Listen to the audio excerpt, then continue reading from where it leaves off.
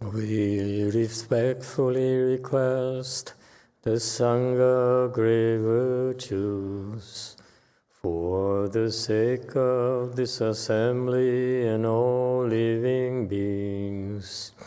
Please turn the wonderful Dharma wheel to teach and guide us how to end birth and death, leave suffering and attain bliss, and quickly realize non-birth. Cung thính đại đức tặng thính, vì thứ pháp hội cập nhật thiết chúng sanh. Tịnh chuyên diệu pháp luân giao đạo ngã môn, như há liêu sanh thoát tư ly khổ đạc lạc, tất chứng vô sanh. Homage to the Blessed, Noble, and Perfectly Enlightened One. Nam mô Sadantu Suchedo Ye Alahadi Samyao Sanputos Ye.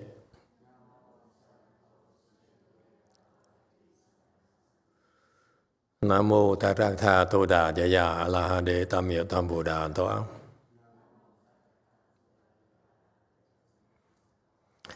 The unsurpassed, profound, subtle, and wonderful Dharma in 100,000 million aeons is difficult to encounter.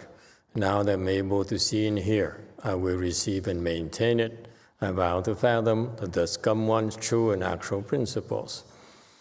Wu sheng sheng she wei miao fa bai qian wan jie nan zao yu, wo jin jian wen de shou qu, yuan jie ru lai zheng shi yi. O Buddhas and Bodhisattvas, Great Master Ching Liang, Great Master YongHua, all good monks and nuns, and all good advisors, Emitofuo. 诸佛菩萨、精良大师、师父上人、各位出家人、各位善知识，阿弥陀佛。Chư Phật Bồ Tát kính thưa Thanh Lương Đại sư Hòa thượng Kiến Hóa, quý thầy cô và quý vị thiện sĩ thức A Di Đà Phật. Hello everyone. Today is the 3rd of January 2022. Tonight is the first time we are lecturing on the Avatamsaka Sutra for the year. So welcome and thank you all for coming. We are doing the first chapter where we're looking at, we're learning about the rulers of our world. Okay, our world is very hierarchical. It has leaders, has kings, has rulers, and that's how things are kept in check. Okay, so at the top of the totem pole are the Bodhisattvas. We're learning about the great Bodhisattvas here who were the leaders of the Bodhisattvas, if you will, who were present here. Are we here 205? I'm sorry. Yeah, 205. Okay, let's continue. Because there are so many Mahasattvas who were present there. And in this sutra, they typically mention only 10 names. In the long version, there will be infinite number of Mahasattvas who are present. Think about it. If you're a Mahasattva, would you want to miss out on the lecture of this sutra? Absolutely not. This is the ultimate wisdom. This is what the Mahasattvas need to know in order to become a Buddha. Think about it. Okay, as we are planting more seeds on this supreme wisdom in the universe, not just Buddhism. It's just this is the highest level of wisdom there is. That we ourselves hopefully have a shortcut to this state of Buddhahood. All right. 205. Bodhisattva, Mahasattva, bright light of meritorious virtue, majestic freedom. 功德自在王大光菩萨摩诃萨。All right, 206. Now, this Mahasattva here, this is who brought his own retinues, countless Mahasattvas who are part of a retinue. Okay, so not just they would not want to bring the low-level bodhisattvas even as part of the retinues. These Mahasattvas have so many Mahasattvas who are serving them, if you will. Okay, so he brought this Mahasattva here. His name Bright Light. Of meritorious virtue. So he built tremendous, cultivated tremendous merit and virtue in the past, before he became a Mahasattva. And because of that, he emits a very, very bright light. Okay, and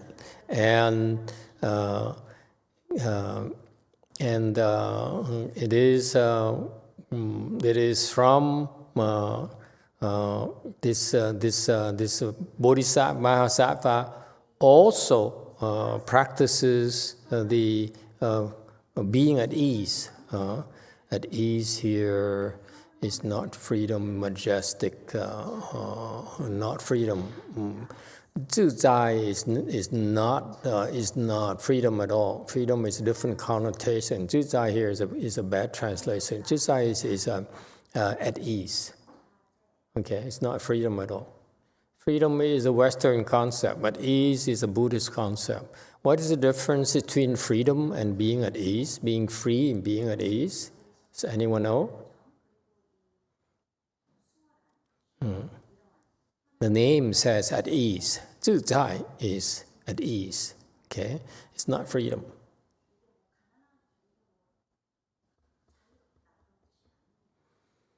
Yes, 3. Thank you, Master. In the military, when you're addressing an officer, at first you address them formally, and then if the officer wants it to be a more casual conversation, they'll tell the lower rank, at ease. And so usually at first you start with your hands behind your back and you're very upright, and then when you go to at ease, you're like more comfortable and you can kind of slouch your shoulder. Okay, I see. Yeah. Were you in the armed forces? My father was. Okay, close enough. Okay, wrong. Anyone else? This is not a U.S. military. I'm sorry. This is a Buddhist military. Anyone else? What is this at ease thing here? Huh? What about freedom? What is the American concept of freedom in the military besides slouching? Huh? Freedom. You can go anywhere you please, or what? Go ahead, Q&A. I think freedom means you can free do things and there's no external restrictions. So it's very dependent on external conditions. You are free or you're not free if people restrict you. At ease is at any time you can be peace and then be yourself. That's without external. It's not defined by external, it's defined by internal. Excellent. Oh my God, the sense that people are really surpassing you nowadays. Huh? This is alarming. This, Gopher is a very tiny temple. How come they're so talented up there? And we have so many of us here and no one could even come up with an answer, huh? Okay, it's very good. It's excellent. It's exactly right on. When the world talks about freedom, okay, freedom here is is our concept of freedom is predicated upon reliance on something to make us free. Agree or disagree? Okay? So a wife relies on a husband in order to be safe. Okay? Feel safer at home. Okay? Or have the financial support, or feel safer physically. Okay, so that freedom there. So because of that dependency, you're free to do certain things. Okay, you're free to vote. You're free to go to restaurants as long as you wear a mask nowadays. Okay, and so forth.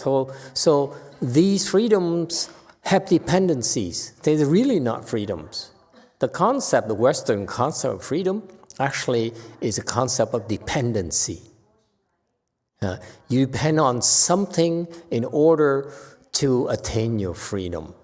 For example, I talked to a doctor recently. He's semi-retired. So he said, we talk, and he said, I worked too hard my entire life now.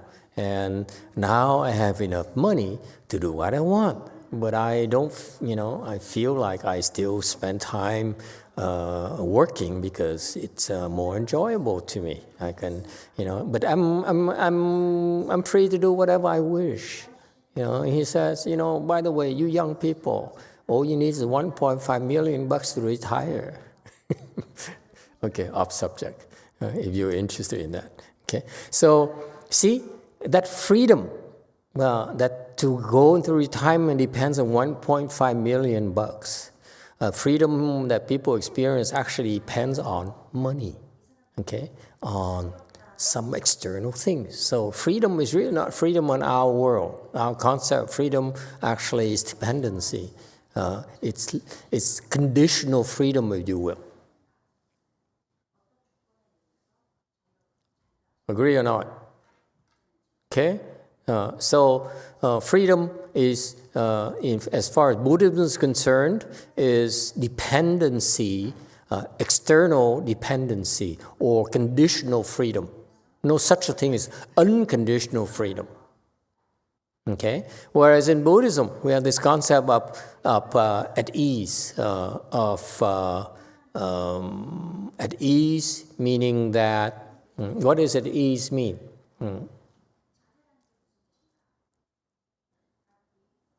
Yes, at ease. Yes, too. Peace. At peace, okay. All right. Good point. What else? What does at ease mean?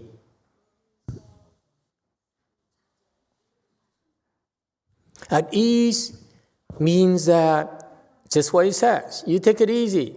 You will feel no external pressure at all. The man goes to a beer joint and he feels at ease drinking his buddy because he feels no pressure from a wife who says, I'm waiting, dinner is waiting for you. Okay? So at ease here means that you have no affliction whatsoever, no matter what happens outside. So at ease here is the internal state of freedom. Freedom is an external state of freedom. You're free from external things. You're free by depending on external things. Whereas at ease here is the internal concept where you are always at peace, you're always unruffled, you're always unafflicted, no matter what. Earthquake happens, you at ease. People are jumping up, and people are looking around. You say, see, okay. So you're totally unaffected. Someone gives you a ginger bath, a tub, and you Yeah, and you stick your foot in there and you have no fear, no paranoia, nothing whatsoever. That means at ease. Okay? So no matter what happens outside, inside, there's no affliction whatsoever. That's being at ease. And that's a state of wisdom. How can he be at ease like that? He's going to ask me next. Because if he asks me, I'm going to insult him again. You thinking again. You processing again. But if that's why I'm sparing him tonight.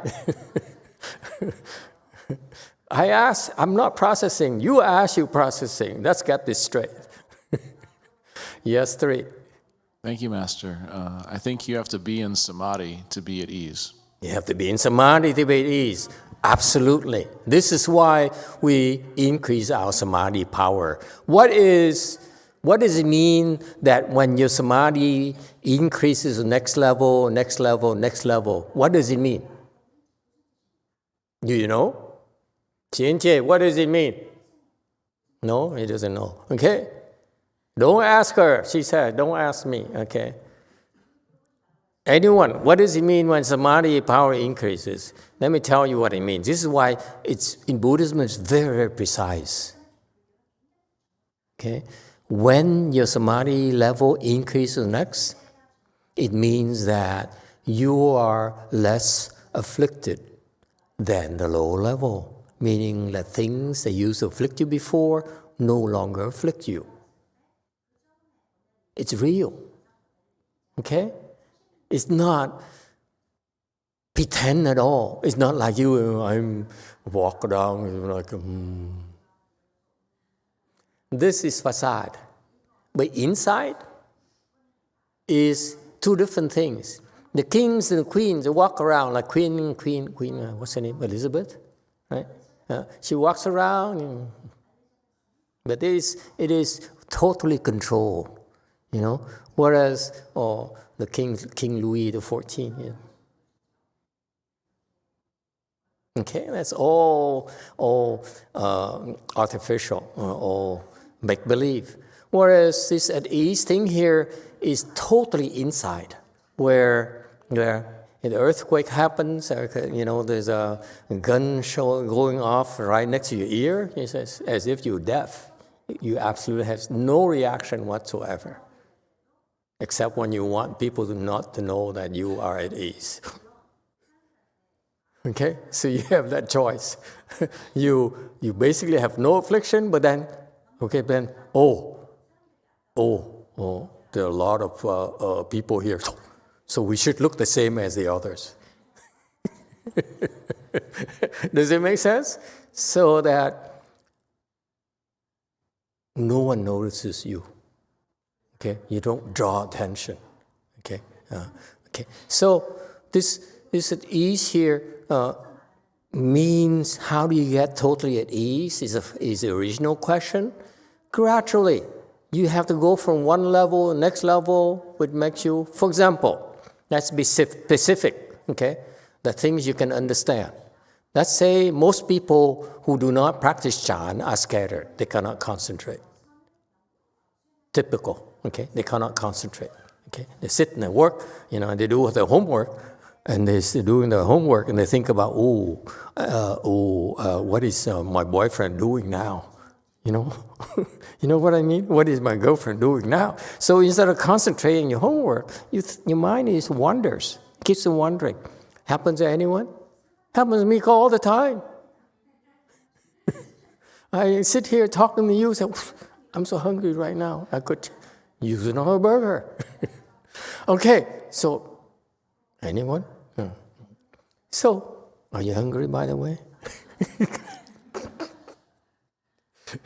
Such a brave soul. How could you fast, during the holidays? It's torture. 2 times the normal torture of fasting. Because people are so happy when they eat. It's not fair. Okay. But then, twice a merit in virtue. Got that? There's always a flip side to everything. All right. So so that's why most people are scattered. Normal people, ordinary people are scattered. As when we teach them Chan meditation, when they meditate, okay. By the way, for your record, okay, fasting is also meditation. Believe it or not, we have very Narcy pays attention. Got you. She said, I know what these people are talking about. I'm meditating? I'm doing Chan, really? You bet. There's so many ways to practice Chan, and fasting happens to be one of the skill and means we use in order to get you to practice Chan, okay? A different form of Chan, okay? But also Chan. So what happened is that people are scattered and they can't concentrate. So when we practice Chan, even when you fast, you could go into first dhyana, okay? The first level concentration. You from zero, which is scattered people, go to first dhyana.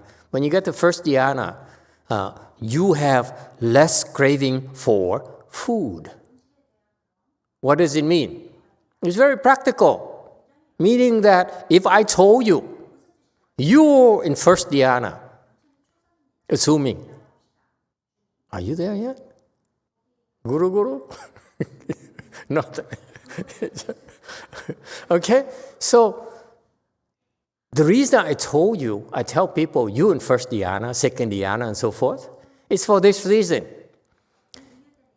If you know you're in first dhyana, I'm certifying to you that you have this ability not to be attached to food anymore. Meaning that you're sitting here, you're working, and suddenly you have this craving for food. All you have to do is say, what craving? You enter first dhyana, you develop skills to enter first dhyana, and no more craving. Psst, all gone. That's called at ease. That's called self-control.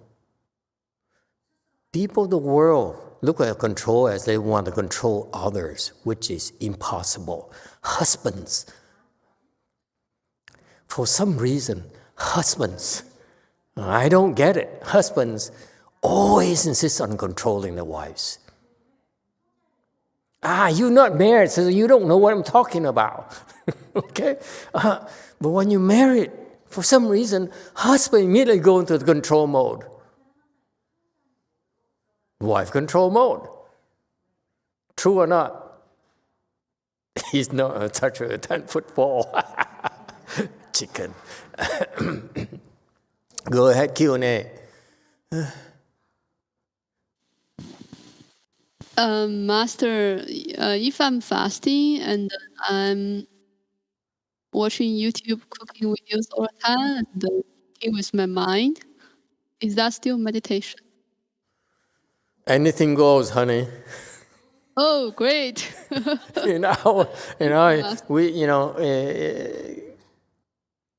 Very typical Chinese style is grind it out. Okay, for us, okay, I know you guys are scattered, are lazy, are crazy, uncontrollable.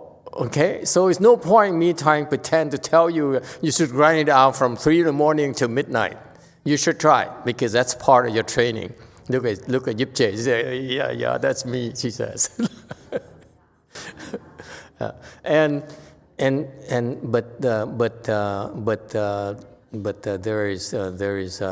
there are other certain teachings, certain training where that we use in order to help you in your Chanqi. Okay, it's not brute force. It's important for you to acquire the skills to endure it. Okay, that's a foundation. Okay, you keep endure it, and then lo and behold, okay, the Chinese style, and they need to endure it like Master Xu Yun for 20, 30, 50 years. Okay, that's too slow.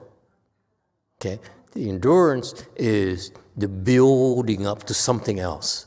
Okay, that that in the Weiyang school we use in order to train you, to help you. Okay, so absolutely. But when I said yes when I answer yes, that also means that doesn't mean that you should only be lax. You should be working hard. Okay, exhaust yourself, push yourself, and then to the limit. And then my style is that I unwind, and I will, and you don't have to do that. I slack off to recover, and then push again. Okay. Yes, 4. From Derek, Master, are dhyana levels same as samadhi levels? Yes, dhyana samadhis are the same words. The distinction is dhyana is used for 1 to 4. Samadhis are used for 5 to 8. Okay, but it's no big deal. Okay, the Chinese they use them interchangeably. Chan, Chanding. Yeah. Anyway, yes. Is there a number? 5. Yeah. Thank you, Master.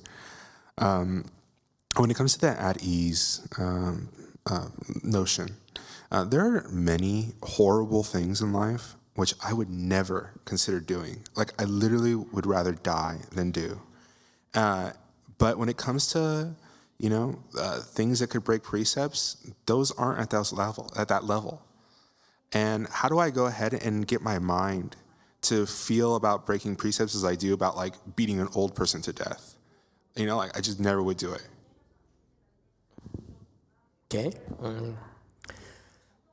Here's the sad truth about precepts, Buddhist precepts. Okay. For ordinary people, it's virtually impossible to keep precepts. Okay. The reason you can keep precepts is because you have blessings.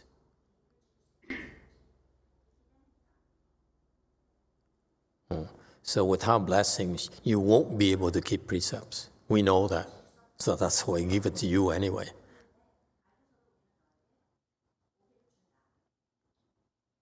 All right? Why? Why do you give it to you? It used to bother me so much. I went to the Chinese temples and gave me precepts. I said, you gave me precepts for me to break them? What kind of Buddhists are you? What kind of teachers are you? That's me, it's not for you. Okay. I was so upset, seriously. Why would you give me precepts in order for me to break them? And some precepts I break are not repentable. I was very upset. I don't know about you. Any of you got upset? I was very, very upset. I said, you are Mahayana people. You gave me the 5 precepts. You told me to take the 5 precepts. You don't teach me how to practice the 5 precepts. I break the 5 precepts. And what do you do for me? But the Chinese, it's okay. We sheep. Yeah, it's okay. Yeah. We go to hell. Yeah, it's okay. Thank you for giving me the precepts. I'm Americanized. I say, if you give me things, you have to take responsibility.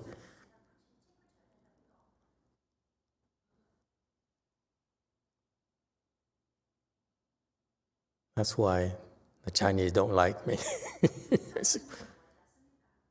Why would you give me precepts? I'm going to break them. They couldn't answer me. They couldn't explain me precepts, let alone answer why.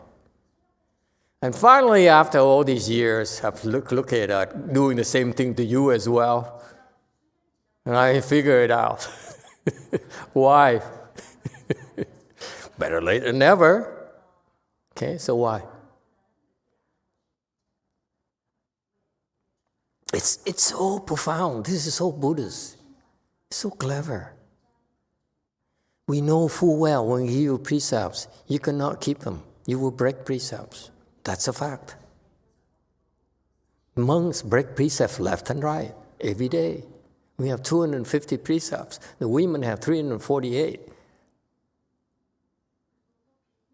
We're all breaking precepts every day. That's the truth. Okay? Every little thing we do, we are breaking precepts. So that's why the Hinayana, they know that. That's why they said, I'm going to go and sit behind four walls. I don't have crazy people coming to me and, causing all kinds of problems, causing afflictions to me. I minimize, interacting with others so that I don't have fewer chances to break precepts. Mahayana, we don't do that. We go out and break precepts left and right. Why?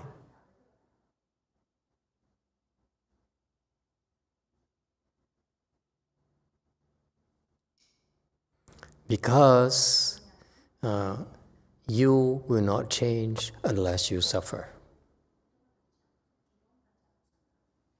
You have no incentives to change unless you suffer.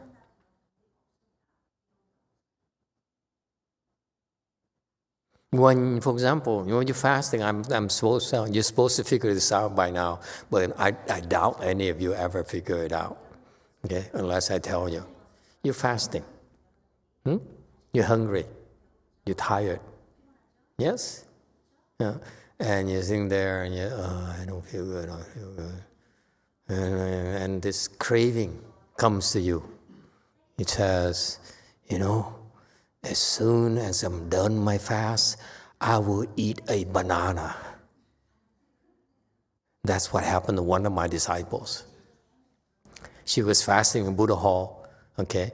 On her 5th day, I walked in there and looked at her suffer. I just finished lunch, by the way. It's a tanchi. I finished lunch. I walked in there, smelling very good. I didn't even bother washing my mouth. And so I was, reeking of food. I walked over and talked to her. Hey, how you doing? Very close to her. How you doing? I said, and look at me.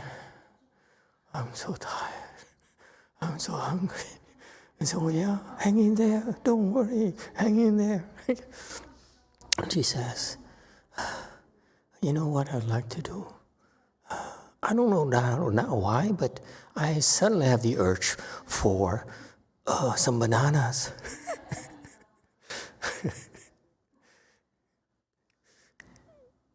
And she says, I will give you $100 for a banana right now. Okay, you find it funny, right? So I said, 100 only? Come on, you can afford it. So anyway, the point here is that that craving for bananas drives her nuts.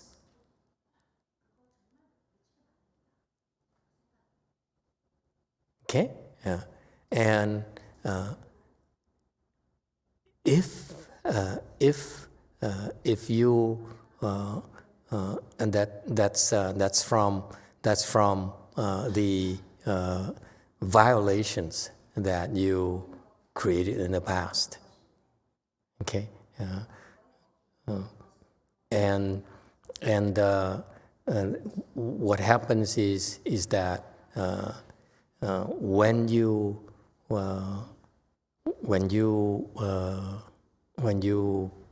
practice fasting, okay, then eventually you figure out to turn off the craving. Okay, the craving is what causes your problems.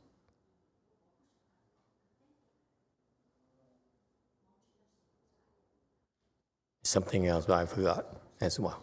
Never mind. Okay, so what happens is that you, every time you break precepts, you will pay dearly for it, and you suffer, and we keep on doing that, lifetime after lifetime.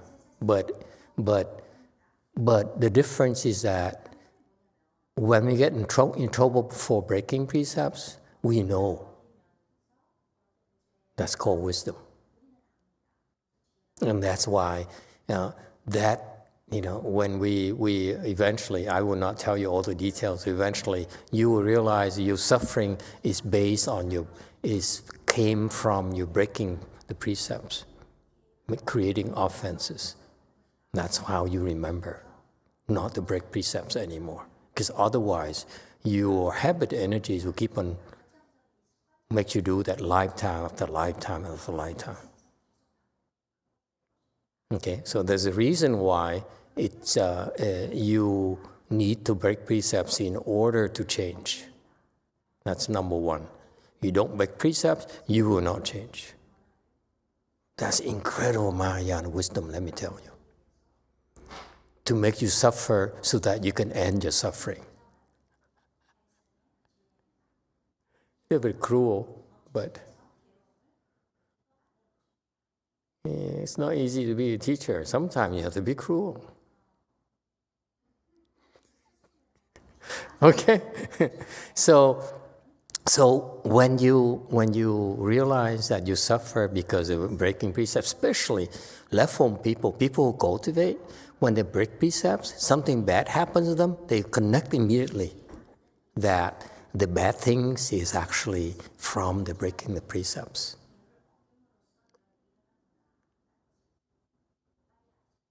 Okay, I was once speeding on Freeway 5. Went very, very fast. It's a long time ago, okay? I'm not that way anymore. Okay, I was driving down Freeway 5 very fast. I said, why? If the police catches me, it's going to be very expensive, okay? And I couldn't afford it. So I said, let's make myself invisible. I did. I was driving, so I made myself invisible, the car invisible.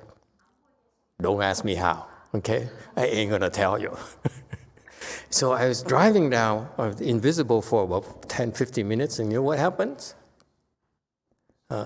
A bowl of dry twigs, because it's very windy on Freeway 5, so the wind blew, and that thing keeps on rolling, turns itself into a bowl, big bowl like that. Ran, Yeah, tumbleweed, yeah, thank you. It's a big bowl. So I was doing that, it's within 5-10 minutes, the big bowl came right in front of my car and hit it immediately. And I said, I'm not supposed to do this. I'm not supposed to use my skills to break the law. So I never use it again, unless it's necessary. Okay, so what happens in cultivation, you cultivate and you break precepts. Do you see the connection right away? That's called wisdom. Part of wisdom, part of your insights, is to see the connection between something bad happening to you, something good happening to you, and the cause for it. That's wisdom.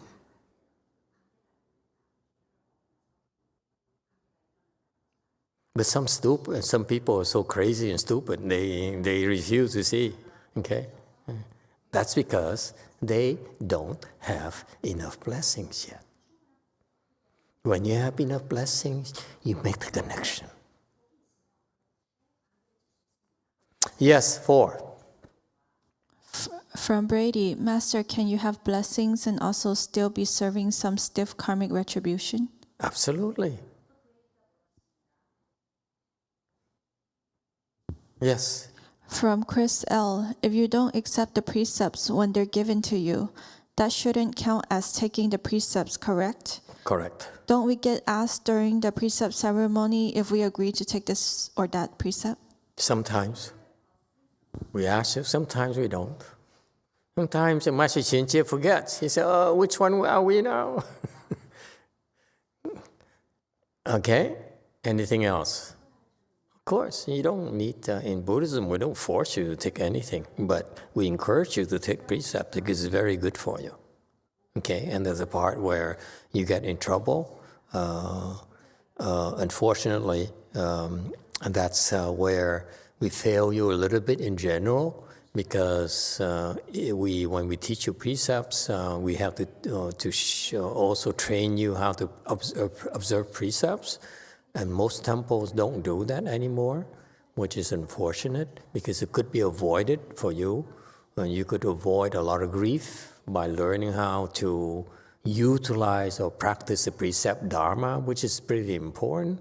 Okay, even so, if you fail with or without the training, there's still ways to recover. For example, you come to great compassion repentance.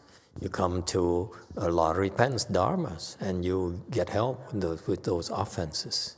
Okay, so it's always plus and minuses to everything. Don't be so paranoid. Yes, for 그 계율 5개 중에서 저는 이제 사업을 해야 되니까 거짓말이랑 술을 빼고 3개를 받았는데, 그러면 다 5개를 다 받으려면 다음에 수계받는 사람들한테 다음 차수에 수계 신청을 받으실 때 새로 받는 분한테 그때 저도 신청을 해서 3개에서 5개로 늘리면 되는지 질문드립니다.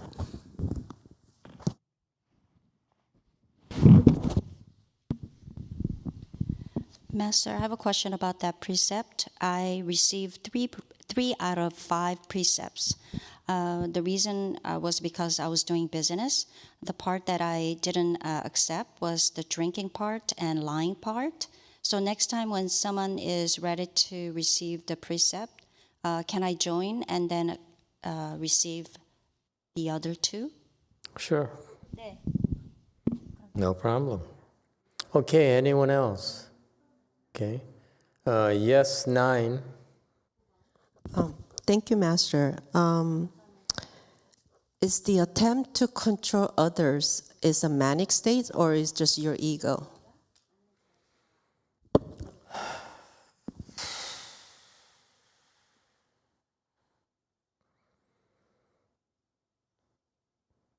It's not necessarily manic. Okay. Mania has other characteristics. Okay. It's not manic. I don't think so. Again, I'm not a professional. Okay. So with all due respect, the professionals probably will disagree with me. What we do is slightly different in what they do, the diagnosis, and they have all these tests and so forth to determine what to do with you and whether you're manic or not. But to me, the kind of manic people we helped in the past, they're not characterized by the desire to control at all. Okay, control is a nature of the ego. Ego has to be number 1. It cannot stand to be number 2. Unless you are a sheep. Okay. And at some point, somewhere in your life, where you say, "I must be in charge. I must be in control." Okay, and that's how most of us are. That's how most of us function like that. We need to be in control because our ego is a function of the ego more than being manic. All right. Manic is easier to deal with. The self ego, the control there, that egotistical desire to control, to be in charge and control others, is much harder to deal with.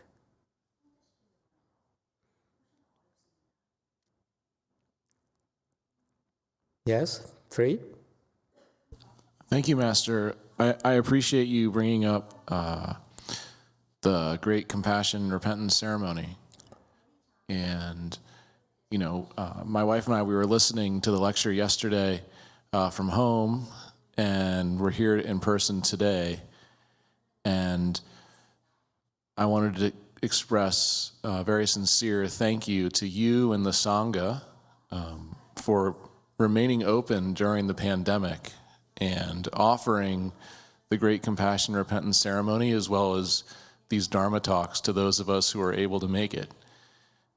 It is, you're really putting it on the line. You're walking the walk, and I don't have the words to express how much it helps me personally, and I just wanted to say thank you.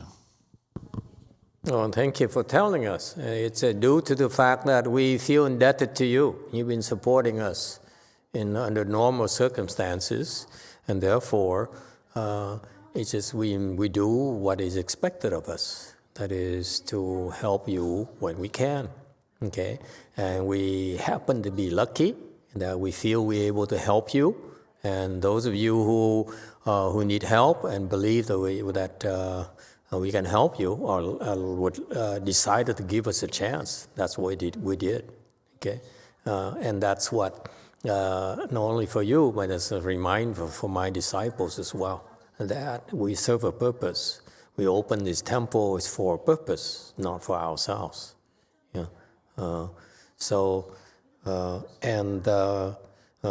I came to this country as a foreign student, but quickly became a refugee. And it's by becoming a refugee from Vietnam, that's how I was able to tap into some more for the government support. Otherwise, I would have not been able to finish my college degree. I was very poor. Okay, so this country gave a lot to me. So personally, I'm grateful for that. Okay, and so the first chance I have, I try to pay back. So this is what Buddhism is about. It's not about controlling others. It's not about being superior, but it's about being grateful for what we received. And that's just being decent, that's all. It's not about being right or being successful. To me, it's not that important. Okay? Because why worry about success? Because if you're good enough, you'll be successful. In Buddhism, it's called putting a head on top of a head. Your head is always thinking smart, analyzing, and looking for the best way to do things. And why do you have to keep on saying, but I want the best way? You're going to do the best whether we tell you or not. You understand the subtlety here? You're thinking, oh, I want to do the best way, I want to optimize this, I want to be the best thing possible. Okay? No need to insist. But you insist already. You don't have to vocalize it. That's how we operate anyway. There's no need to insist. To insist is stupidity, foolishness. You're there already. You optimize already naturally, and now you say, I insist. This must be the best thing for me and the best thing I can do. That's nonsense. Does it make sense to you? I read the thing from the Shrangama Sutra years ago and said, the Buddha says, what you're doing is you put a head on top of a head. I couldn't find an example of that for that. Now I see it in you. You're that way already. There's no need to insist.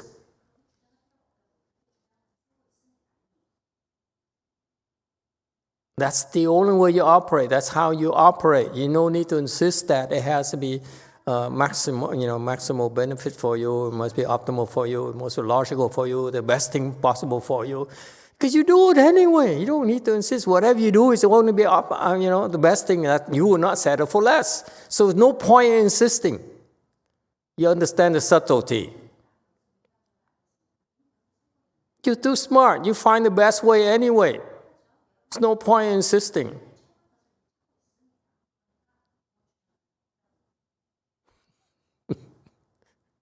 And that's why people of the world are so stupid.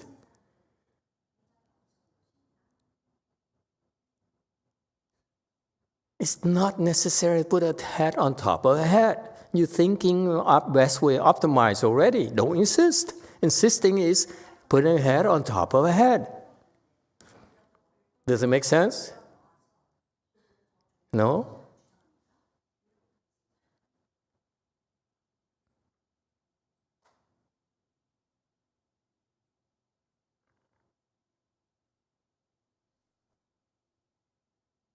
You do it anyway.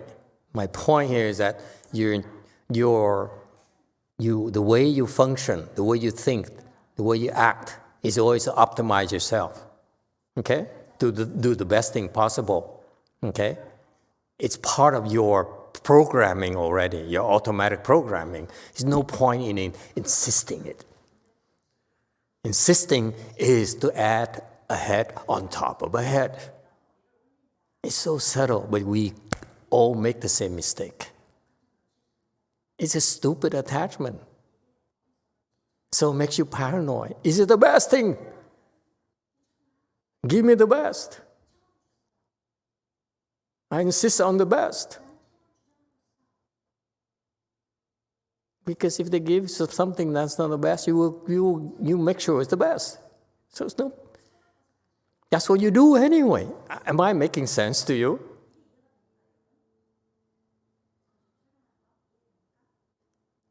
And that subtlety right there is what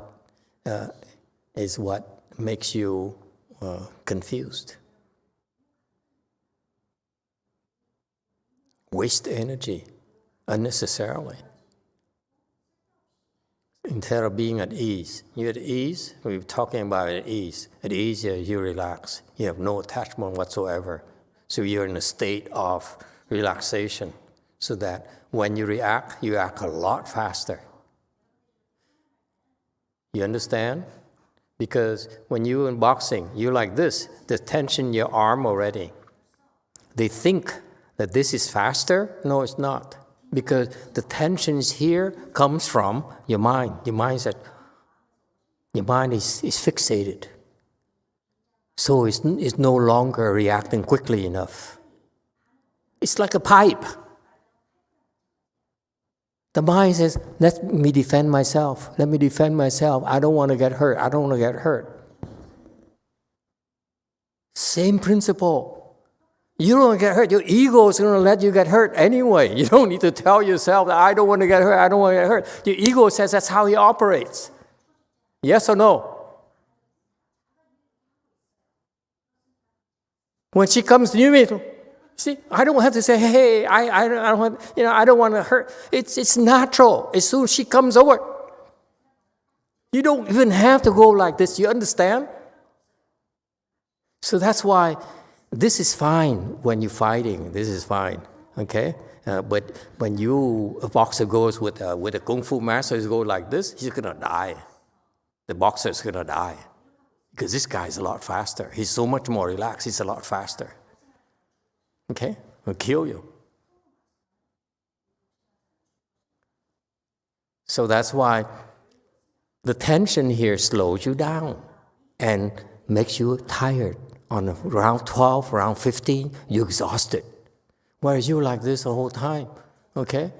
And you're dancing, and you just keep on dancing around, the guy keep attacking you. Round 10, round 12, he's going to be so tired. And that's when you kill him.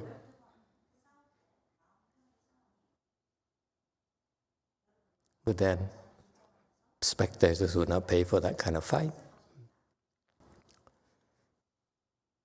Okay, so the point is when you're at ease, you are faster, you are least maintenance, least energy. So that's why you learn Chan to relax. Because you cannot relax. Without Chan, you have all these misconceptions about yourself. I want to optimize it. I want to be faster. I'm going to get hurt. I mean, all those are stupid. Tension, that's not necessary. Even in a ring, you like this. You're committing yourself already to the tension. Okay? The concept is very simple, like in a fight. It doesn't matter at this point. All that matters is that you don't get hurt, right? Agree, disagree?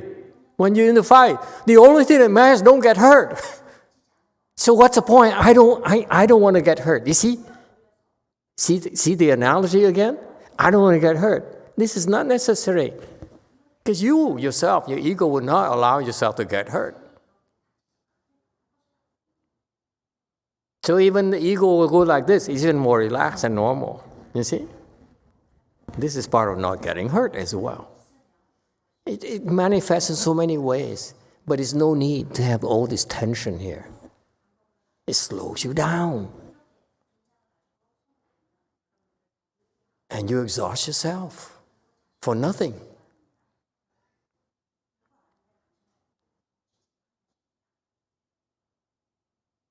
This is not different in a boxing ring or you in life. You go to a meeting, at work, what's the difference? They're waiting for a chance to knock you out and get their promotion instead of you. No difference.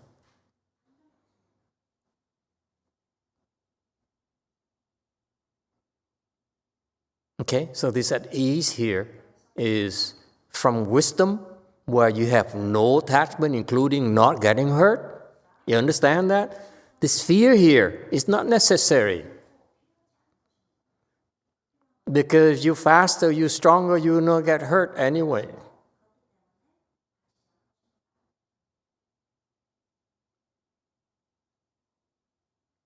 That's why Mahayana is superior. Concept at ease is so Mahayana. Agree, disagree? We should not use the word freedom. We should use the word at ease. Self-mastery is okay too. Okay? At ease, self-mastery, but not freedom. Make the correction, please.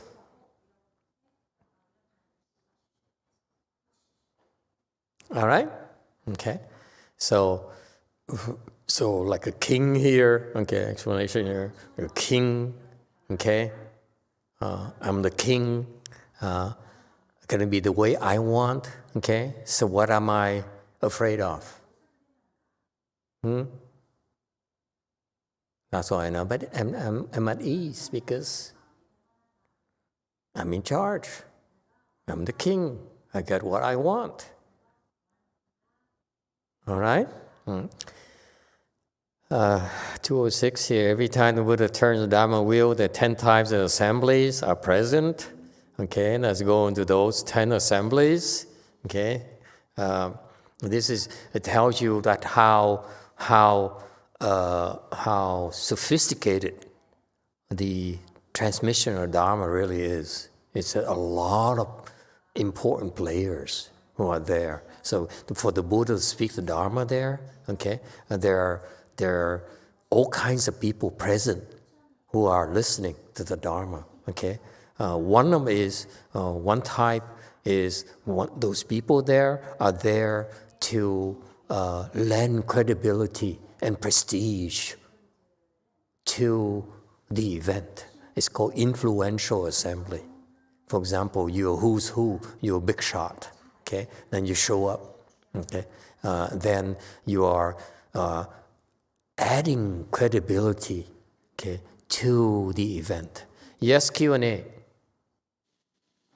Master, I think the previous slide did not have king translated.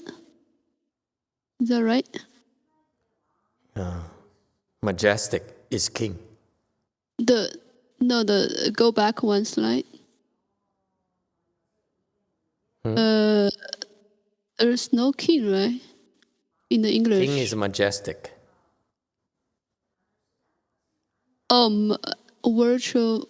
Okay, virtual and the majestic. Yeah. Majestic is so king. Majestic is like a king's behavior, but it's not really like the Chinese is actually spell out king.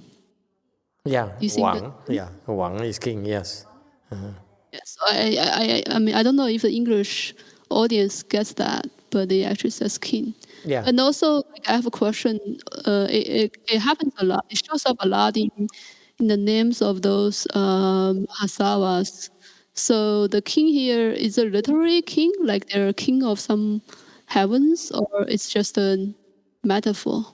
I really don't know. There's so many interpretations, and that's why the translation is very difficult. The king here carries many, many meanings, so it's virtually impossible to translate it. You can't translate as king, you can translate as majestic, and because there's so many different cases, okay, different Dharma doors he practiced in terms of the at ease Dharma door, okay, he basically says, I mastered it. Okay, I'm the king of the at ease Dharma, meaning I practice all sorts of Dharma doors to bring me to this point of being at ease. Okay, so that's why it's not possible to translate it. Okay, the concept is the Wang is I am the top, I'm the top dog of this thing. I perfected it. Okay, there'll be nothing else, no one else better than me. Yes, 4. San Jose Daniel just wants to share. I've suffered from anxiety and so many unrealistic expectations. Wanting to meditate as much as possible only added to anxiety. Recently, I relaxed and I don't do as much, but I feel that I have more concentration, energy, and peace. I feel like this Chan Qi, even though on the surface it may seem like it's a regress. Yeah, for his case, okay, he should keep up with what he's doing, but more importantly, concentrate on building blessings. He needs a lot more blessings, because what happened is this. I can tell you that you have tension here. Like this, it's not necessary. All I want. But you cannot relax. So there's a difference between knowledge and execution. The knowledge I give you, this Dharma talks. Master Shenhua disciples can give you this knowledge here. And the Dharma monks can give you knowledge, and Master Shenhua can give this knowledge. Okay? We all can give you this knowledge. But you have to have enough blessings to be able to. You don't have enough blessings, not much we can do. So the reason that you're not enlightened yet is because I gave you the Dharma enlightenment, but you don't have enough blessings to be enlightened. It's not my fault. So plant more blessings. It's not we holding back. It's not we afraid, like the other non-Buddhist religions and teachers who say, I want to be number one. I don't want anyone to be better than me. No, we want you to be better than us.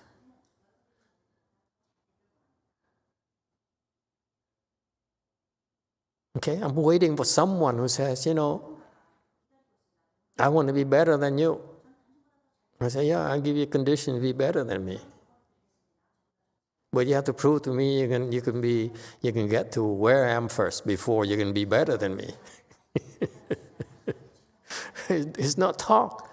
Okay? So what happened is that all these things, all these wonderful concepts, okay, are just in your knowledge base.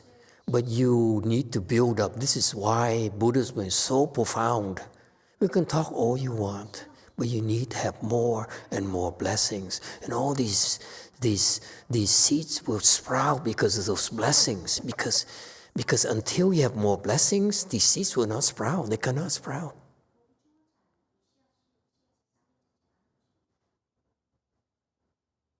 Does it make sense? So that's why it has to be a combination. You cannot just say, let me read, let me study, let me increase our knowledge. That knowledge is just books, it's just words, it's nothing. It doesn't do anything for you. You still exhaust yourself to death over nonsense.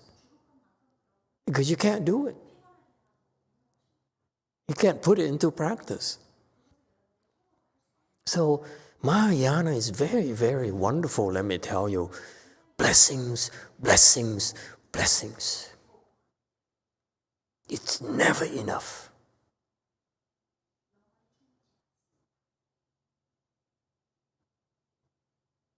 I practice Chan with you not by meditating. I'm building my blessings as well. That's another way of Chan practice. Because if I don't work, which is to build blessings, then you can't have a Chan chi. Okay? So by working and supporting your Chan chi, okay, guess what? Your achievement is part of my blessings. Guess who benefits after all?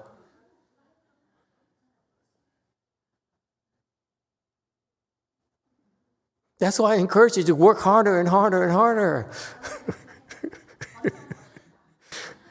You understand now? Master Shiva, you work harder, you cannot be lax, because he says, I depend on you to become enlightened too, more. Yes, 4. From San Jose Daniel, can Master be specific on what blessings are best for someone in my case to plant? All kinds of blessings. All kinds. But it's a mindset in Mahayana. Unlike the Westerners that come to the temple and say, teach me, here I am, serve me. Instead, you go to Mahayana temple, I'm here to serve. I'm serious. It's a different mindset that will make a huge difference in a blessing you accrue. You don't come to the temple, I'm sorry, you don't come to the temple and see what else, what can I get out of this? That's a wrong attitude. Okay? And that's very Westerners. They only come here and they say, oh, I'm here, serve me, I'm special. I'm a doctor, I'm a lawyer, I'm a CEO, I'm rich, I'm powerful, I'm successful, I'm famous. Serve me. I want to be more famous, I want to be richer, I want to be more powerful. And that's just the exact results. Okay? Yeah. And like kings, they will go to the temple and say, I'm the king. Did you know that most monks used to be kings? Did you know that?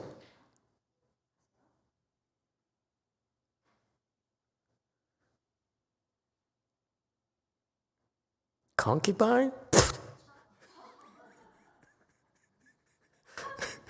So many concubines. Who cares about concubines? You're special. You think you're special? It's a wrong attitude. You understand?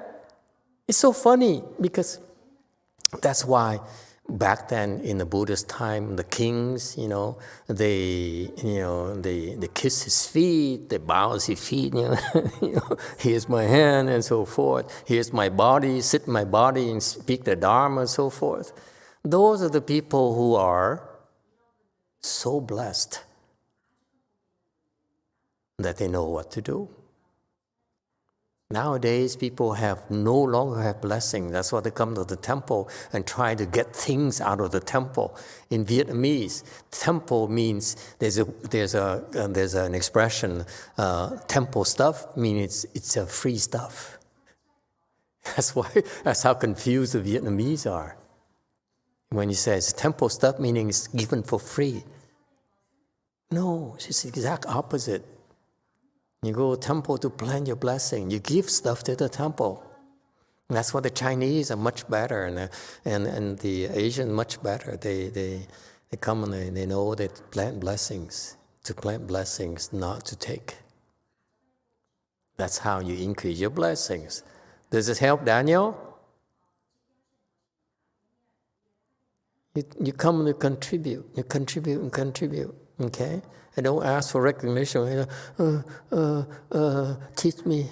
You don't teach me, I leave. I'm special. All the disciples are no good for me. Okay? It's a wrong attitude. You like that, you have very little blessings.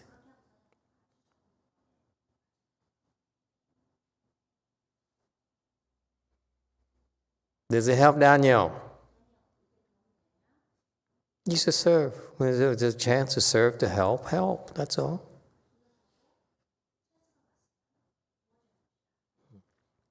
Okay, so the assembly types, there are people who are there to increase prestige and make the assembly more significant, okay, and usually they lend their reputation, their credibility to the assembly. That's why they're there. All right? So that's why typically these are the big shots, Mahasattvas, Buddhas, and Bodhisattvas. They would do that, okay, to help out, to help the lowly monks like myself. All right? And also then there's constantly following assembly. These are the slaves of the Buddha, the bodyguards of the Buddha. They always have a retinue wherever the Buddha goes. There's always a retinue, visible and invisible people. Okay, it's a constant army and bodyguards, and the whole thing. A king. The Buddha is Dharma king. The king never travels alone. Never ever. He always has an entourage. You may not see them, but they're always there, protecting the Buddha. Okay, I'll tell you a funny story. I went to what I consider a deviant temple, Buddhist temple. Okay, I walked in there, and I saw this ancient Vajra Sutra. Okay, and I said, "What is this sacred Buddhist text doing in this dump?" Okay, so I walk into the sutra. The palace is a sutra. It's a palace, man. It's magnificent. Okay, walk in there. Within I do. Look around. What kind of place is this? Bad attitude, if you will. And you know what happened to me? I walk in there with a bad attitude and say, what kind of place is this? Okay. It's every single sutra is guarded by the Dharma protectors. Every single sutra. Better believe it. Okay, I found out personally, and especially Vajra Sutra, are guarded by what? Vajra spirits.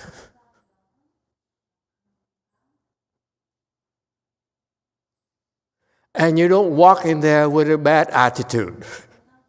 So as soon as I walk in there, and this is funny, I look, oh wow, look, I was with a bad man walking in, I said, wait, this is a whole palace. And as soon as I walk in there, within split seconds, they kick me out immediately. Bam! First time in my career I was brutalized. So I became a lot very more humble. Every time I see a sutra, see what I mean? You break precept. The precepts are disrespectful towards the Buddha and to the sutras. Those Dharma protectors will not forgive you. It makes you pay immediately. Okay? Yeah. So anyway, Buddhas are currently guarded. So much more are the sutras. Because the sutras are the mothers of the Buddhas. Okay? So this constant following assembly here, the Buddha has those bhikshus following him, so an entourage, if you will. Number 3, Dharma protecting assembly, okay? Meaning that the person who speaks the Dharma has been cultivating, and therefore he has his own protectors. Okay? So they follow him everywhere. Master Shenhua has 10 dragons. He says, in order for you to propagate the Dharma, you need to have dragons. Okay? Without dragons, help and support, you cannot propagate the Dharma here in the Sangha world. So he has 10 dragons. He told us. All right? So your Chanchi here, okay, you're able to do this so far with very minimal problems, like no earthquake, no fire. You know that in Colorado, Denver somewhere, there's in the midst of the snowstorm, there's a fire that burned 1,000 houses. And then the snow fell down to put out the fire. Okay, we didn't have any fire here in Rosemead, so that's from the Dharma protecting. Okay, so these people come there, okay, to protect the Dharma assembly, meaning that it's like, if you will, security guards. When you go to the bank, the security guards open your door. Hello. Okay, and that's a Dharma protecting assembly. Okay, and adorning assembly, they come dressed nicely. Okay. Okay, to adorn the assembly in terms of clothing, in terms of cars.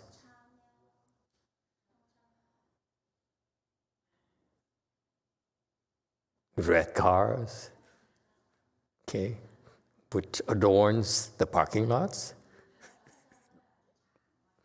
Okay, or you adorn with your comportment. You sit straight, okay, unmoving, okay. You adorn your way place. And the Chinese, they wear these black robes and so forth, because it's more adorned that way, okay. That's why the Chinese do that. They understand that not necessarily because they wear these things because they want to look different, but it's to adorn the assembly. Yes, 4. From Chris L. Master, may I ask, how did the Vajra protector kick Master out? Very hard.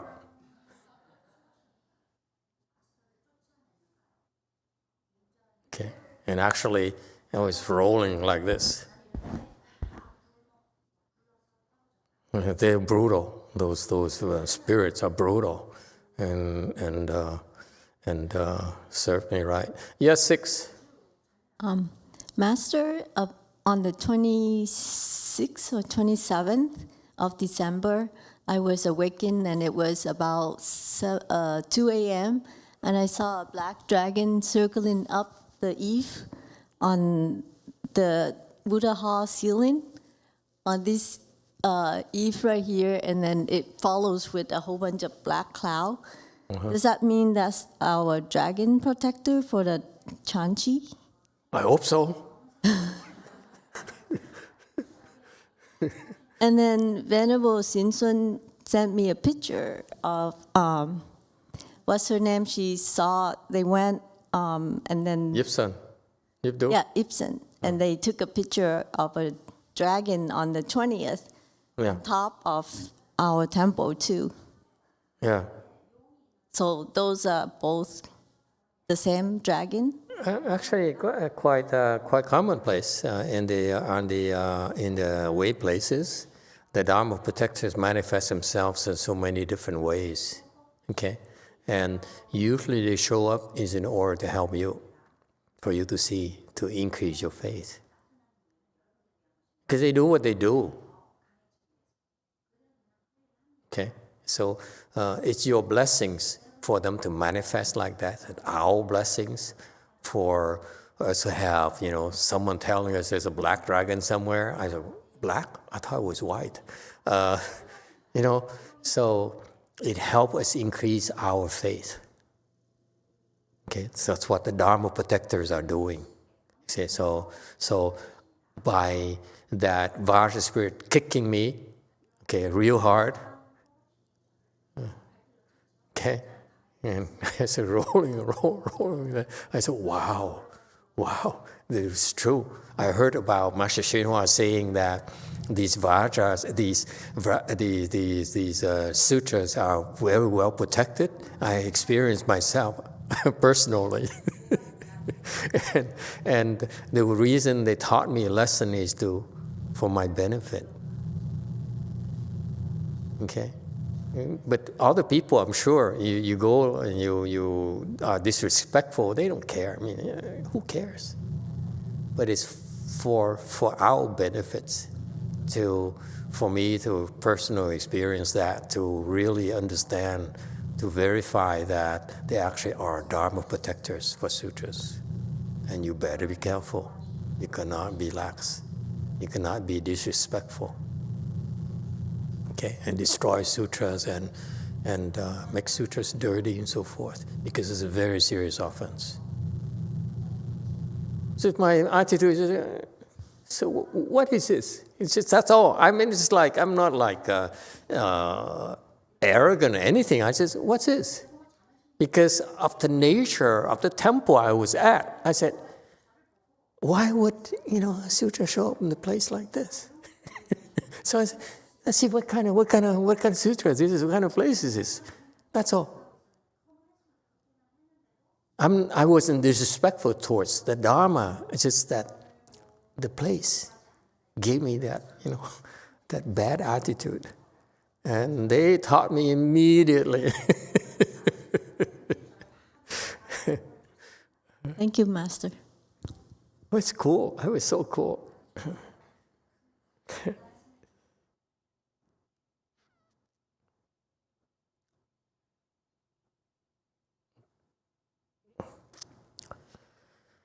Anyway, it's just a lot more going on, and I can't tell you.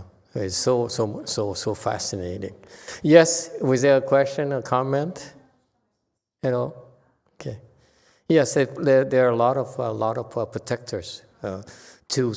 For this kind of chanchi here to happen, we have so much protection. We have so much help, not only from all of you, people who are very quietly are supportive and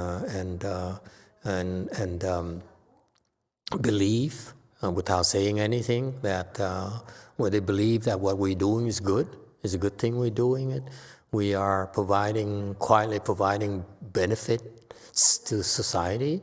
Okay, whether it's recognized or not, it doesn't matter. We do what we do. Okay. And so it's a lot of support, a lot of assistance. Otherwise, we couldn't do this year after year after year. Okay. Yes, 4. From Derek, Master, how come even with Dharma protectors guarding more obstructions come during Chanchi? Examples, the computers get errors that never happen, things get stolen, and people fight each other and cannot come. Because it's good for the cultivation. Cultivation is not supposed to be easy. If cultivation is easy, it's called going on vacation. It's supposed to be hard. It's supposed to be difficult. It's supposed to have obstructions in order for you to improve and open your wisdom. How do you think wisdom comes? By you learning how to solve these obstructions. If we protect everything, you have no problems. How are you on earth are you going to improve? You have no problems, no need to improve. You cannot improve unless you solve your problems. Problems are what's stopping you from improving. So when you cultivate, you have problems. You say, oh, this is good, this is so fantastic. I have so many problems. Okay? When you're playing, you're enjoying yourself, you're indulging yourself. Okay? And that's when you have no problems whatsoever. That's the difference. When you cultivate, it's supposed to suffer. It's supposed to be difficult. Okay? And so what do? When you indulge, okay? It's perfectly okay to indulge, okay? But know that when you cultivate, you're supposed to struggle. And you keep fighting and fighting and fighting. That's how you improve.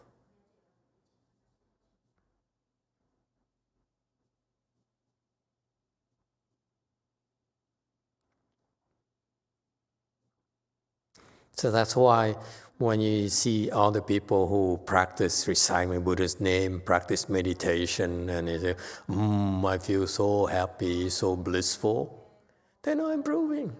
I may assure you. They're peaceful, they're happy because it's the same. There's no heat. There's no problem.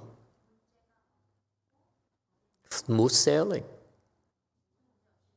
You're supposed to be you're supposed to be struggling. And then you apply effort, you struggle, eventually you find a moment of peace and calm. That's when you improve. And you struggle again. Okay? It's not supposed to be easy. Easy is to stay home. Not true? Why are you laughing? I left the home already so long ago, I forgot what it's like to be home. Okay, number 5. Assembly, we have these things here, okay, for a reason. For others, people to come and make offerings. This is very important. Because if we do this and we say, you know what? I'm a billionaire. I'm going to throw $1 billion out or, $1 million to organize one event like this. I don't need money from you. I don't need, anything. I buy anything I need. Okay? I give you money for your airfare. You come here every day, I pay you $10. Is that enough? Okay, $20. 30? Okay. How about that?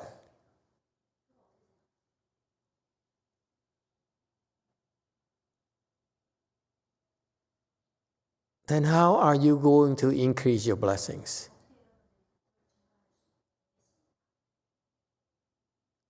These assemblies, these chantis are specifically for a group of people, okay, who cannot cultivate. He said, I can't do a chanti. I don't have time. I can't cross my legs for too long.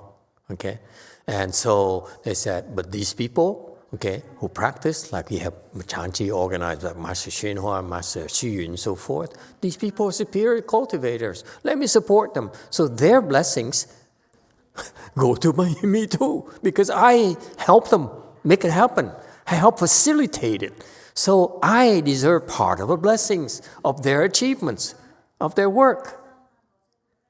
So that in the future, I can use those blessings to cultivate. So I'm not ready to cultivate yet. Let me be a support role right now. Okay? That's this assembly. So they come to make offerings in order to benefit from our cultivation directly.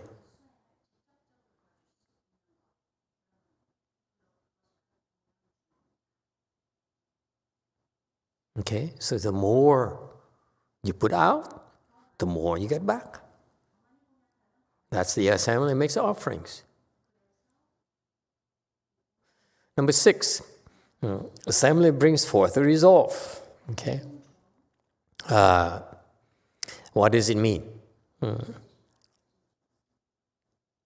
The Chinese explain differently. I turn it into more Americanized so that you understand a little bit. It's more practical. The Chinese is a little bit abstract. Okay. Bring forth resolve. It says explain later. I have no idea why it was there. I explain later. Okay. Maybe in the later slides. Okay, yeah, later. Okay, so let's skip it. Okay? Okay. We explain that later. I don't want to steal my own thunder. Number 7, assembly of those with current potentials. Okay? Meaning that you will improve. Okay? Potentials meaning that you are here in order to be trained. I put it in this simpler way for you. You're here in order to improve. I stop beating around the bush. Okay? Number 8, assembly represent the Dharma. Okay? The Dharma here is like some people like to say, I'm a Chan Dharma, I'm Mahayana Chan. I am Tibetan Tantras, I am Vietnamese Tantras, so forth. So they have this label they're proud of. Pure Land people, okay?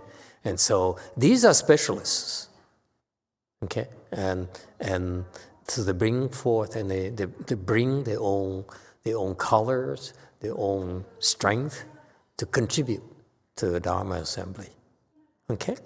And it's perfectly okay because that's what makes the Dharma assembly more diverse, okay? The more people of different types of interests would come, because the Dharma assembly is supposed to be able to accommodate all those. 9, the assembly that attains realization of the Dharma, okay? Zheng Fa Zhong, okay? So these people among you, okay, are here because you certified to the fruitions. Okay, so now you're here because, listen, I keep on telling you, what differentiates us, Mahayana versus the other teachings, is that our own students verify it, certify the Buddhist teaching. So as you get trained and you say, oh, that's what it means, and so forth. So you yourself truly comprehend these Buddhist teachings, and you're here to say, yes, I'm here to support the Vajra Dharma, I'm here to support the Chan Dharma, I'm here to support the Pure Land Dharma, okay? And that's because I got the fruitions based on my practices of those dharmas, okay? So typically, what it means is that, number 9, are the disciples of the teacher who would come and certify and inspire the newcomers or low levels.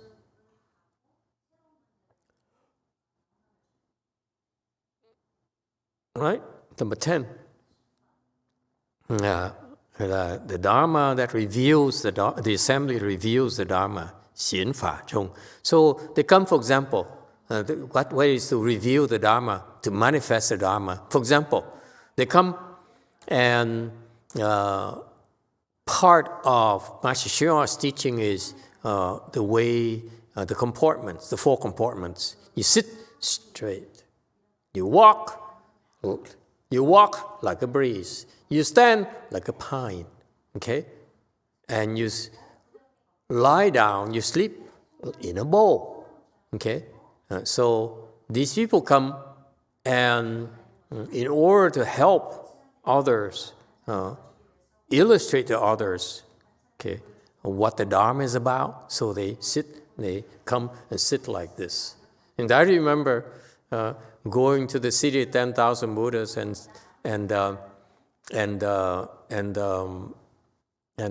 sitting in the Dharma assembly where they have those big Dharma assemblies, all the big shots showed up. And I remember sitting in the front there, and in front of me there's Master Heng Bin. Okay, he's at ITT, I think, International Translation something, ITI, International Translation Institute. Okay, in Burlingame maybe, I forgot. Okay, and so he's there, and he's one of the few monks I like. He's pure, very pure. Okay, very, very pure monk. And Taiwanese, had an accounting degree and from Taiwan, and he became a monk, and then all he wanted to do was practice, to meditate. It's very, very pure. And so he's at ITI, okay, International Translation Institute, okay, if it's still around. I have no idea, okay. So I used to come to see him as when I was a novice, and I loved it. In one of the few temples where it's pure. People have no afflictions. He's the only one there. That's why it's very pure. I loved to meditate there because it's no affliction whatsoever. Okay, and so I think he sort of liked me a little bit as well. And so he's a senior monk, of course, and so he recognized me after all the years I was gone, and so he chose to sit right in front of me, okay, and then he went to his pose. His back is straight, like an arrow, okay, and he sat there to demonstrate to me how you should be sitting in full lotus. Okay, and so these are the kind of things that to demonstrate. Xian here is to reveal, to demonstrate even, okay, to serve as a role model. This is how you should be sitting, straight, unmoving the whole time.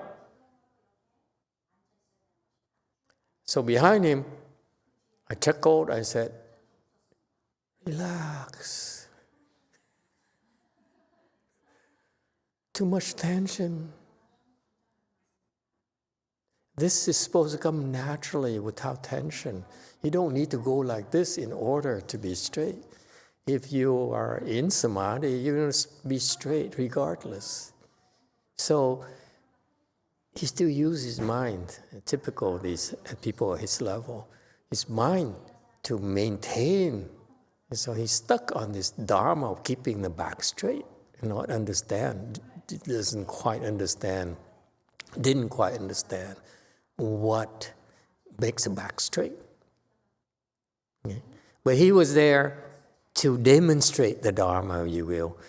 You sit there the whole time. You sit there and all these Dharma speakers, oh God, I was so bored. I mean, oh God, they all spoke nonsense to me. Okay, and so I sat there, I was so bored, looking left and right, left, and he was so you noticed that. I was looking left because I was so bored. And then, so he came in a little bit later, so he sat right in front of me to show me, hey, you're supposed to sit straight and not move.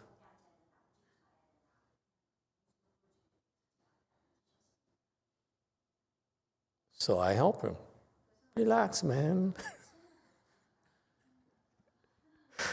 He revealed the Dharma to me, I revealed the Dharma to him. All right, let's go to 6. The Dharma, the assembly that brings forth the resolve. Okay, and so it's from a dictionary here. There are 4 types of resolves. The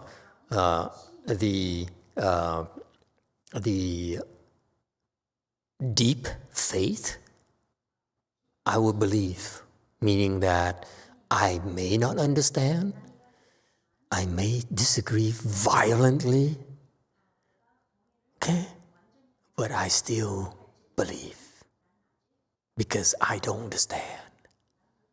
I can't understand.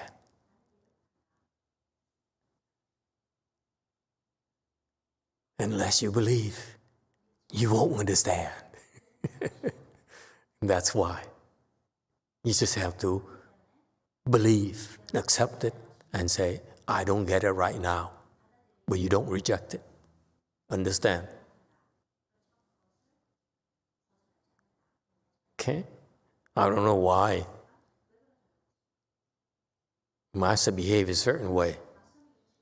I don't get it. But there must be a reason. That's all. That's called deep faith. Okay? When I was struggling, in cultivation. I couldn't understand why Master YongHua did certain things. Didn't make sense to me, to my Western educated mind. But you know what? Different from most people is that instead of disagreeing and dwelling on the disagreeing and not understanding, I basically said, let's shelve it for now. I don't get it. There's no need for me to doubt his wisdom. And that's from blessings. The deep faith here comes from blessings. You don't get it because you're not supposed to. All you can do is that's shelve it. Yes, I know the concept. I don't get it yet. Let's shelve it for now.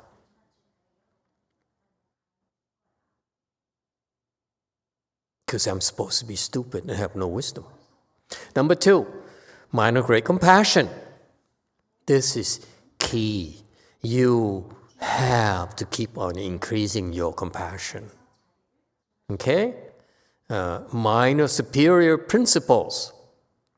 Okay, so you resolve that you have faith. Okay? Just believe, because you cannot understand. In Mahayana, you must have faith before you can understand. Unlike worldly knowledge, it has to make sense to you. Mahayana does not have to make sense to you. And great compassion. For example, okay, the resolve that you should have great compassion, meaning that you take others' suffering as your own suffering, which is totally nonsense.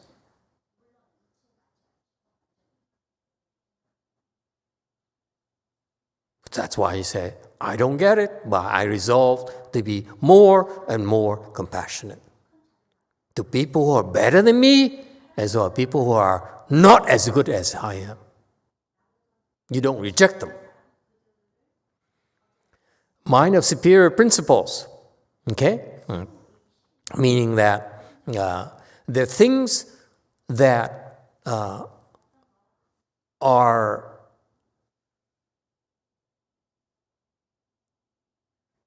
inviolable, like precepts, okay? You should believe in those superior principles. The precept we taught you are superior principles.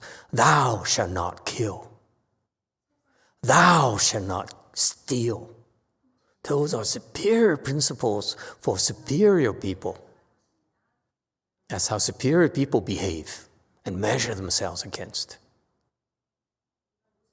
Not measure themselves in how much cryptocurrencies they have, or NFTs and so forth. No, it's how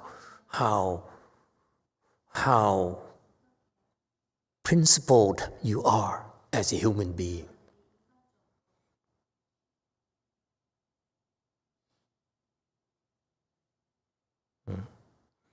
And the resolve to become a Buddha, great Bodhi mind. You become enlightened and you become a Buddha. That's a resolve, very important resolve to have. In order to have that resolve, to get there, you need to have the mind of faith, a mind of great compassion, a mind of sticking to the great principles, no matter what.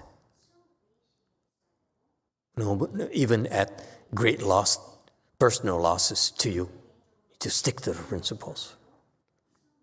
Case in point, okay, when in our Vinaya, there is a precept for monks not to kill. So the 2 monks who were hurt that the Buddha was speaking Dharma in India, so they said, let's go listen to join the assembly. So in order to go to join the Buddha's assembly and listen to his sermons, they had to cross a desert. Okay, so they bravely crossed the desert and ran out of water. Okay, and they were dying of thirst, near death. Okay, and suddenly they found a skull. Probably someone who tried to cross the desert, who failed, who died. Okay, and they found a skull. Okay?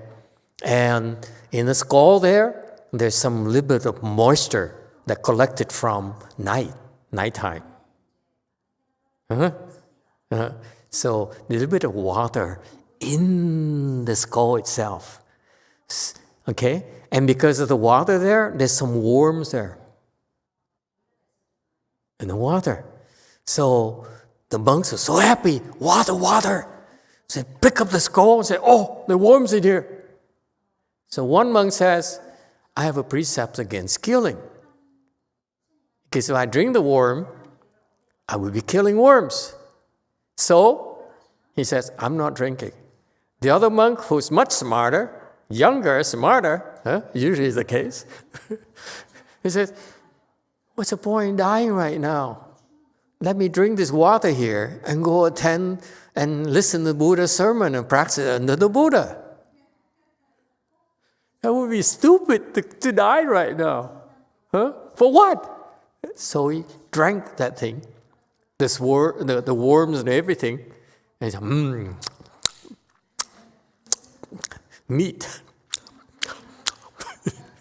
And he lived, and so he crossed the desert.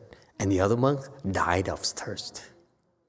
He got to the Buddha, he got to the Buddha and said, we're honored one. I went around 3 times, we're honored one. Okay, I'm here, my name is so-and-so. Buddha says, where did you come from? I said, oh, I came from here. And did you have a place to stay? And Buddha is very kind, And yes. But we're honored one. I nearly died coming here. And my companion died. The Buddha, oh no, I know, he's here. Say what? Your companion died instead of breaking the killing precept. Even for worms. He would not kill worms to save himself. And therefore, when he died of thirst, while you were still crossing the desert, he was born in the heavens, became a god. Now he's attending my assembly as a god. So he got there before you did. Okay? The superior principles are there for a reason. If you can stick to them, you will have incredible blessings. You cannot lose.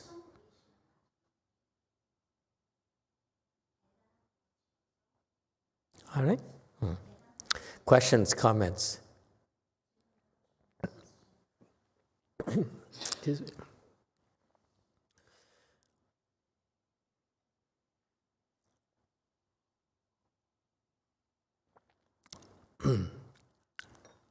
Sorry. So that's why for us in our world, there are 2 kinds of people, 2 kinds of specialties, to be a left-home person or to be a lay person. We work together. The role of left-home person is to teach. Propagate, meaning we're supposed to teach by example. Propagate is not just talking. Yes, we're supposed to speak the Dharma. Yes, but at the same time, we need to practice. Okay? And practice so that we have the skills to help others. Okay? The practice here is very important because we practice in order to certify the Buddhist teachings ourselves. Okay? You don't get to speak to Bodhisattvas or Buddhas. Okay? So all you get is low lives like us, like me, who practice and tell you, I believe, I believe in giving, I believe in precepts, I believe in patience and so forth, because it worked for me. Okay, so that's why the practice here is in order for you to later certify. Okay, verify for yourself. Okay, so that the Dharma lives on because of you as an example of the success of the Dharma, of the practice. Okay, and uphold the Dharma. That's how you uphold the Dharma. Okay, by by your own certification. All right? And a lay person, okay,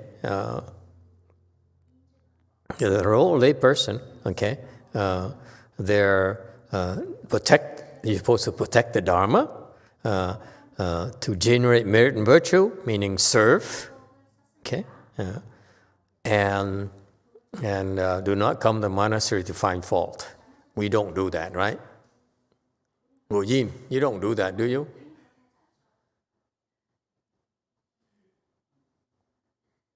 Okay. Tìm về lỗi lầm. Thầy Ngài Hòa Thượng Tiên Hóa đó, thầy ổng nói các đệ tử tiêu bằng phiền não mà thị phi quá chừng. Rồi cái ổng mới nói, người ta mới hỏi nó, thầy còn thị phi hơn cái người thế gian nữa. Người hỏi Ngài, thầy còn thị phi hơn cái người thế gian nữa. Biết Ngài trả lời làm sao không? Miễn mà tôi có thị phi đó, thầy tôi chịu. Tôi chấp nhận xuống địa ngục. Là ở trong những cái chùa đó, bất cứ những cái chùa nào nó rất là phức tạp, rất là thị phi. Mà Ngài đó là thị phi đó, thầy chấp nhận là Ngài phải thị phi.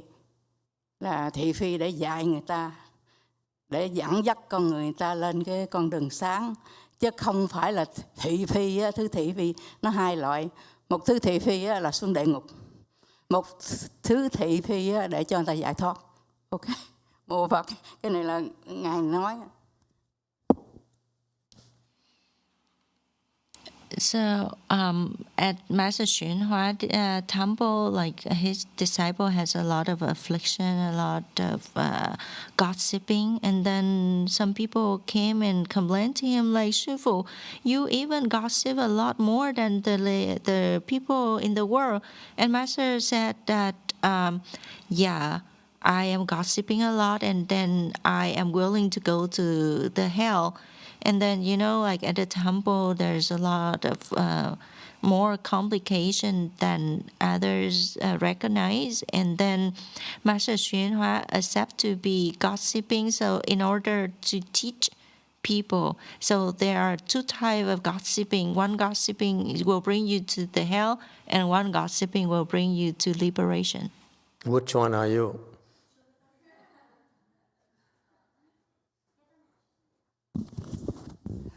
Mô Phật, con chưa có loại nào hết thầy. Con bây giờ đang học hỏi thầy.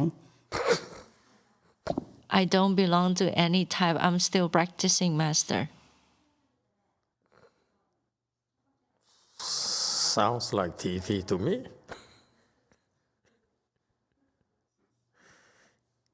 Okay.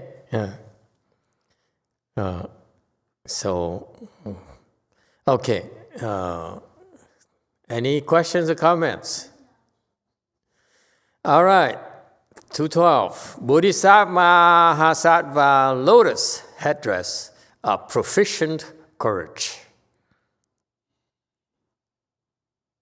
善勇猛莲华记菩萨摩诃萨。 Okay, so this Mahasattva here, okay, and his hair, headdress is a hair, and ornament on the head, yes? Okay, so a combination hair, like I'm thinking Michael.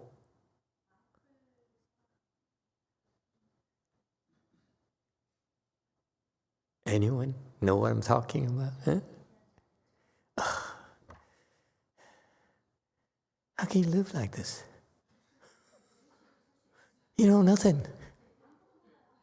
It's just like, get up, eat breakfast, go to bed, sleep, and then do the same thing again. Don't you know what a Michael is?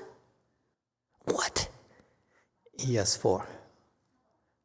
From Catholic. Google it. I'm giving him time to Google what Michael is. From Catholic Daniel, what is the Vajra Sutra? It's a superior Buddhist sutra. Okay. Michael, huh? Google Michael image.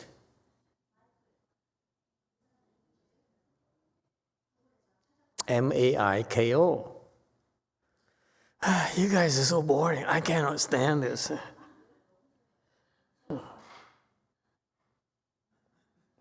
And you think you're upper class?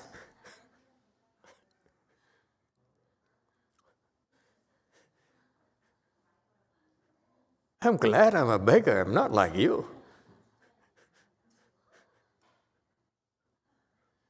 Michael, blow it up.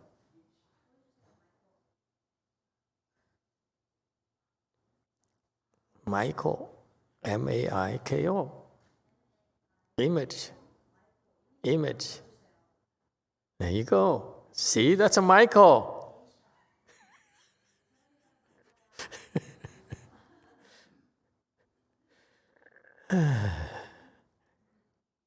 Isn't it beautiful?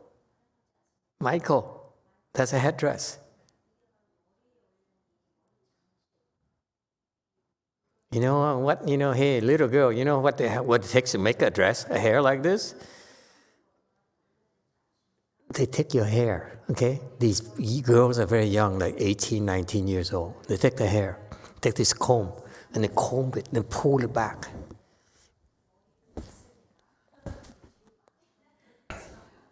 That's how they turn the head into something like this. This is real hair. It's not a peruke, a wig. Thank you. Thank you very much. Okay? That's a Michael. Wait. No. God, these people are so boring. I'm trying to explain to my little girl what a Michael is. It's Japanese culture. And look at how beautiful the girl is. See? That's the Japanese concept of beauty. It's all makeup. And men, Japanese men, pay money to hang around with them.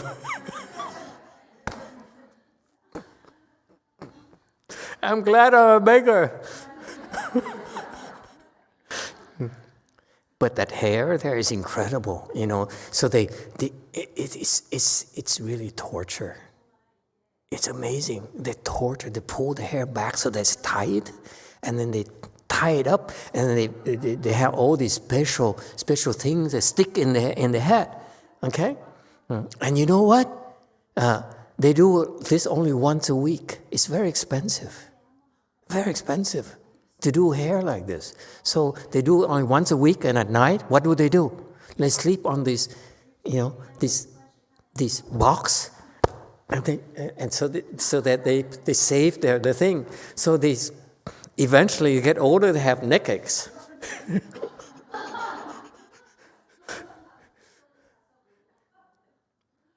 It's fascinating.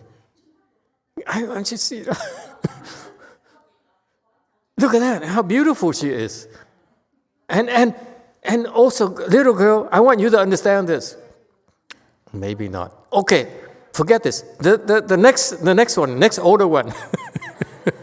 Okay, close your bucky ears, little girl. Okay, I want the neck. Show me the neck. The neck, back of the neck. It's fascinating. You guys are so boring. Oh, God. The back of the neck. Here. Okay? This one. What? Okay. I must buy something? It's terrible.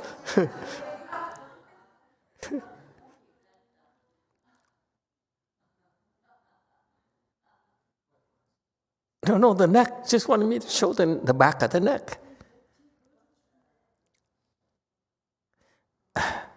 The back of the neck here. Okay. You know why the dress has always go down like that? They don't cover like mine here. They cover the back of our neck. Theirs is to go down because it's supposed to be little girl. Sexy.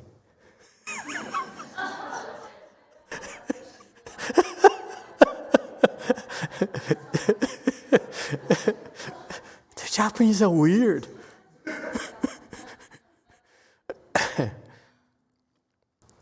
You're so boring. I can't stand it. I mean, I know more about these things than you do. This is so embarrassing.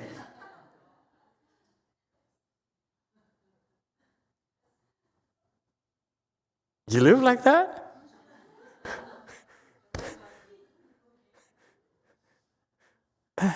I can understand why he's like that. He's married, but you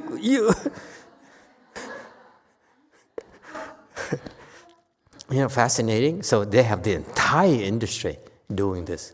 It's fascinating to me. Yeah. So they spend like years practicing, dancing and talking, playing the lute, and then cannot have a boyfriend. Anyway.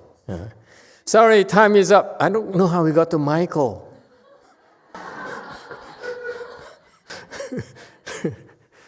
Next time, hey, stop me. If I go too far off topic, stop me. Okay, thank you, everyone. Good night. Headdress, that's one.